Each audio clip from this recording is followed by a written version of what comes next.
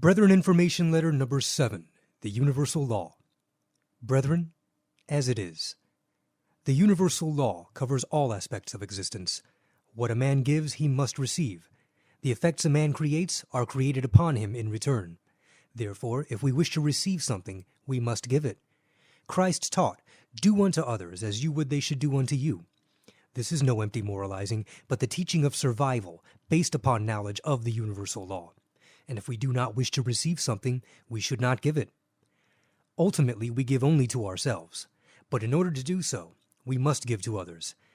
This is the eternal paradox. Only upon ourselves have we the power to create effects, by our own choice. But in order to do so, we must create effects upon others, by their choice. What is the answer to this riddle? We give in order to receive. We give joy in order to receive joy. Another receives the joy which we give, having himself given joy to someone else. But we cannot give joy except to someone who is in a state to receive it, like the moneylender who can only lend to a person who is in the market to borrow. His choice is to be available to do business, but with whom he does business is not his choice.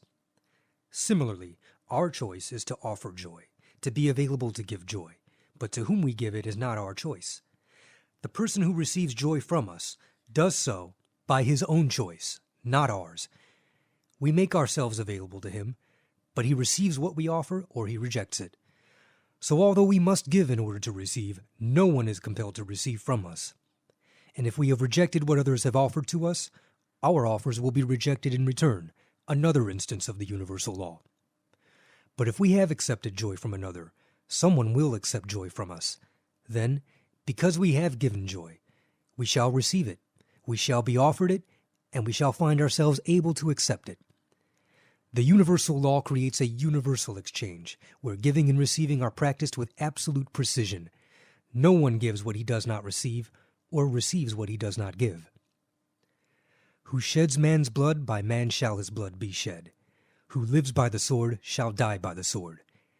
These are not justifications for capital punishment. They are plain statements of fact stemming from the universal law. Man does not have to take it upon himself to implement the law, any more than he has to turn the earth upon its axis in order to create the cycle of days and nights. The law is a fact, not a regulation with which we are obliged to comply. We do not have to force nature to follow its own laws. It does so in its own way, in its own good time. And like nature, the universal law is a balance. Sometimes it will seem to be weighed too heavily upon one side. It will tilt, perhaps steeply. But always the pressures caused by the tilt will ultimately bring it level once again. As man applies stress upon nature, trying to prevent it from following its own laws, so he also combats the inevitable balance of the universal law, trying to build up credit for himself, but thereby only falling deeper and deeper into debt. And in both cases, the imbalance is allowed to go only so far before it is readjusted, often with drastic results. But whatever man might do, the law is inexorable. One man kills another. The first must eventually be killed in order to redress the balance, if not in one lifetime, then in another. His choice is to kill, in order to be killed himself. But it is the choice of the one he kills, that he should be the victim of the killing. Perhaps the squaring of one of his own accounts, having himself killed someone else. Or perhaps giving his life in order to receive it in return, according to the law. All beings are ultimately invulnerable except to themselves and their Creator. We open ourselves to the power of destruction by sending out destruction. A being who is not destroyed cannot be destroyed except by the choice of its Creator, however potentially destructive the elements around it might be. Its destruction is its own choice, even though it must use forces outside itself to effect it. Similarly, a being that gives no sustenance can receive no sustenance, again, except from its Creator, however well-intentioned and potentially giving the beings around it might be. A person cannot take for himself. If he tries, then what he takes will betray him, turn sour for him, give him no joy, or in some way negate itself for him. In order to receive, we must give. There is no other way. That is the law. If a man is sick, either in mind or body, then he requires the gift of healing. But he cannot give healing to himself directly.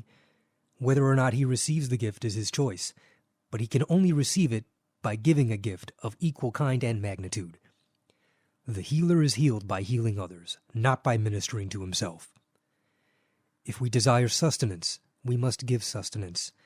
If we desire love, we must give love. If we desire help, we must give help. If we desire happiness, we must give happiness. If we desire knowledge, we must give knowledge. If we desire truth, we must give truth. If we give pain, we shall receive pain. If we give misery, we shall receive misery. If we give loss, we shall receive loss. If we anger, we shall be angered. If we reject, we shall be rejected. If we scorn, we shall be scorned. If we destroy, we shall be destroyed. If we hate, we shall be hated. If we deceive, we shall be deceived. If we disown, we shall be disowned. This is neither good nor evil. It is the law. And the law applies to substance, not to accidents. Repayment is exact, in substance, but not necessarily in accidents. If you give pain, you will receive pain, in order to redress the balance. But though the kind and the quantity of the pain which returns to you will be an exact reflection of what you sent out, the means whereby it is given, and the outward manifestation of its giving are likely to be different. If you make a child suffer by depriving it of its toy, you are bound to suffer yourself as a result, and probably you will suffer some kind of deprivation. But it won't be a toy. It will be whatever gives you the same kind of suffering that you inflicted upon the child. The universal law may deal to some extent in material objects and circumstances, but only in as far as they cause or lead to or represent inner states of being, feelings, emotions, attitudes. Basically, the universal law deals in abstracts: joy, pain; satisfaction, misery; relaxation, tension; knowledge, ignorance; honesty, deceit; truth, lies; well-being, discomfort; fulfillment, frustration; pleasure, anxiety; hope, fear; life, death; energy, apathy; creation, destruction. These are abstracts, and these are the currency of the universal law. Physical circumstances are only the means by which these abstracts are brought into existence. What a man gives, he must receive. What he does not give, he cannot receive. In order to receive, therefore, we must give. We cannot change ourselves, but others can change us. We can choose to be changed by others, by helping to change others. So it is our choice, though not our direct action. We bring about a change within ourselves, but indirectly, by helping to bring about changes in others. But therefore do not say, "You must not destroy, otherwise you will be destroyed." But rather, destroy by all means, but with the knowledge that the destruction will return to you. Neither say, "You must give life so that you will be given life," but rather, give life or not, as you choose, but recognize that what you give shall be returned to you in full measure. For nothing is evil if it is for God, and nothing is good if it is for man estranged from God. If a being destroys what is evil for God, then the evil in him is destroyed as recompense. And if a being gives life to what is evil for man, then the evil in him is given life. So say rather, preserve that which you would have preserved within you, and destroy that which you would have destroyed within you. To give life to what is godless is equal to dealing death to that which is of God. To light candles in hell is equal to obscuring the light of heaven. But do not make the mistake of identifying people with the evil that they manifest. In the last analysis, they may do this themselves and thereby destroy themselves irrevocably, but that is their choice, not ours. No man is either saved or doomed until the final judgment is made, and that judgment is not any man's to make. Nor should we identify people with the society in which they live, even though they themselves might do so. Again, that is their choice, not ours. You cannot destroy people and be destroying only evil. Destroy their values, their agreements, their aims, their fears, their prejudices, if these are evil in your terms. If you are wrong, they will ultimately be indestructible, so the only harm will be to yourself. Destroy the material and social codes by which they live, if these also seem to you evil, but do not identify the people themselves with these things, or you will find yourself destroying them as well. There will be destruction of people, for it must needs be that offenses come, but woe to that man by whom the offense cometh. The destroyers will destroy one another by the relentless logic of the universal law. But do not be amongst them. Separate men from man, men from the world of men, men from humanity. Then you need only destroy evil by replacing it with good. In order to receive, we must give. That is the law. But the world of men lives by the inversion of the law. Subject to the law, as is all existence, but equally subject to its own inversion of God's truth, and to the self-deception which maintains that inversion, humanity attempts to destroy all that is of God, the natural cycles of growth, change, and decay, the natural structures of animal and plant life, the knowledge and awareness of God's agency in all existence, the natural passage of divine will and intention, and all sense of divine inspiration and guidance. At the same time, it seeks to preserve and promote all that is of man. Man's laws and customs, man's demands for his own sustenance and well-being, man's creations, man's rights, man's supremacy over all things, man's agreements and decisions, and the entire structure of man's materialistic way of life. Hence, all that is of man is preserved in man. He remains human and materialistic, bound to his mortality, beset by fears and conflicts, ruled by his own mechanical creations, overwhelmed by his own technology, confused and persecuted by his own contradictory laws and customs, burdened by greater and greater demands for greater and greater rights and privileges, and overtaken by the uncontrollable march of his beloved dream of scientific progress. While on the other hand, he becomes more and more godless, more and more physical and mental, and less spiritual, as all that is of God is destroyed within him. Man becomes a grasping, materialistic, and intellectual machine. His human appetites, both physical and mental, increase and agonize him with their incessant, unfulfilled demands for satisfaction. And satisfaction recedes further and further away from him. His values are worldly. The scope of his knowledge and awareness is limited to the physical human world in which he lives. As he eliminates the presence of God from the world, so, in return, the presence of God is eliminated from his own state of being.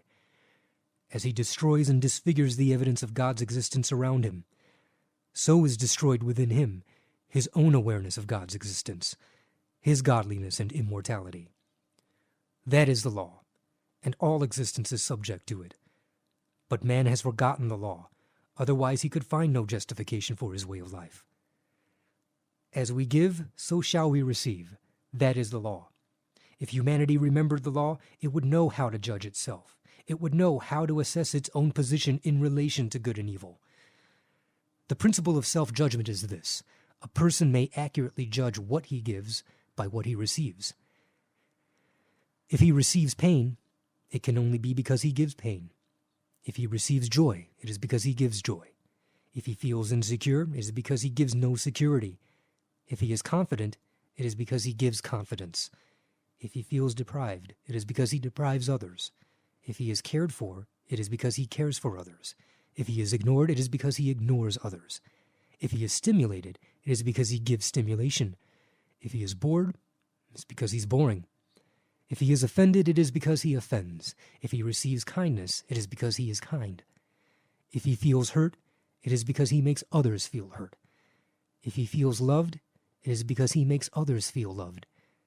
By what is done to us, we can know, if we will, what we do to those around us.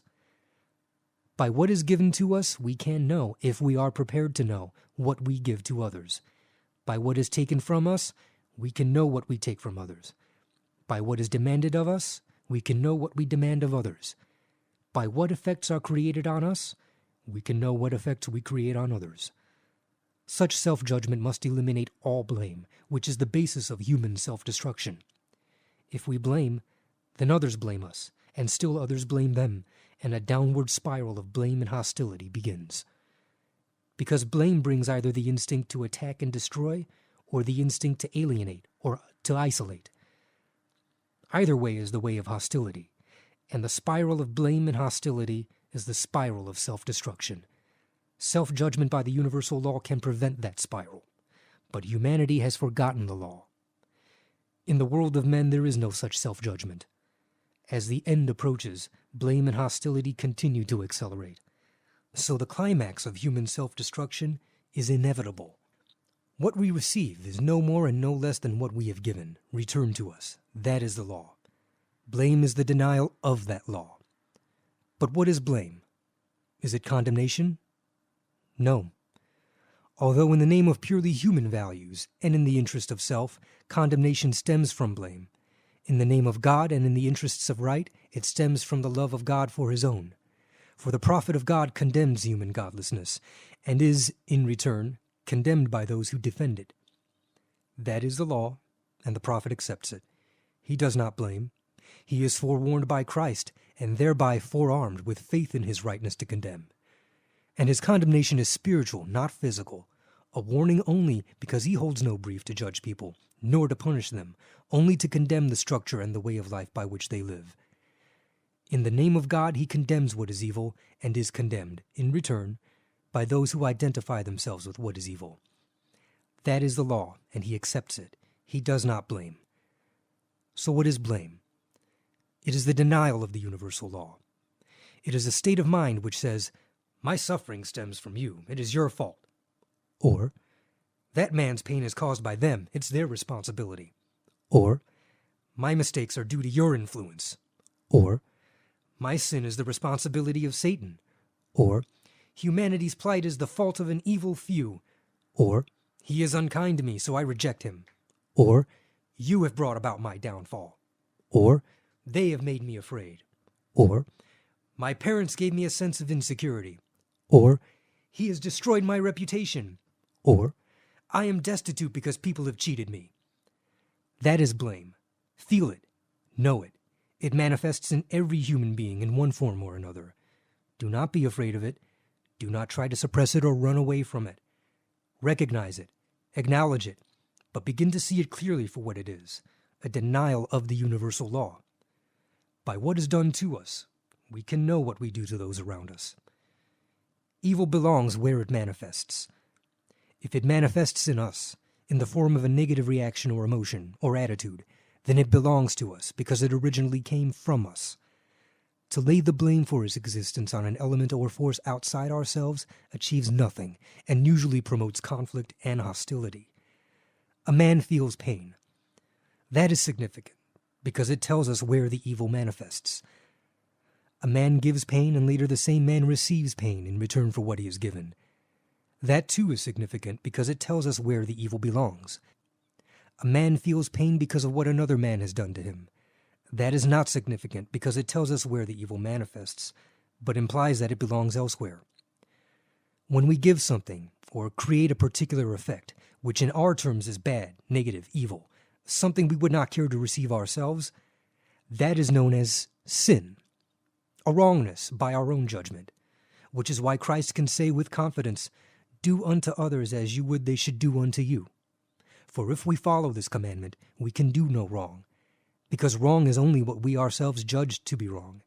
It is a deeply founded judgment, and we cannot dismiss it with superficial justifications. It is the voice of conscience within us, and cannot be overridden or erased by outward protests. But it is no less a part of ourselves. So if we only give what we wish to receive, we cannot sin. And if we only create the effects on others which we would be glad to have created on us, again, we cannot sin. What we give, we must receive in return. That is the law. If we do sin, if we give what we ourselves judge to be evil, then the account must be balanced. Sometimes it is balanced immediately, with the pain of guilt and remorse. Sometimes further expiation is required. Automatically, and often quite unconsciously, we draw evil onto ourselves in order to effect such expiation, in order to pay off the debt which we have incurred.